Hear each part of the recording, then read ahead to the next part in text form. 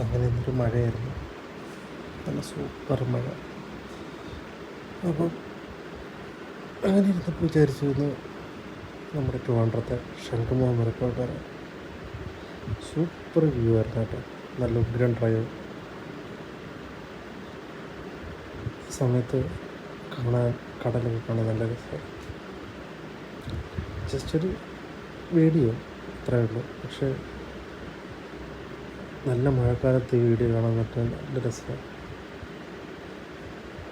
ആ ഒരു വ്യൂവും എന്നാലും എന്തായാലും ഒരു പ്രാവശ്യമെങ്കിലും കണ്ടിരിക്കണം. ഇപ്പോൾ അപ്പോൾ നമുക്ക് അടുത്ത വീഡിയോ കാണാം.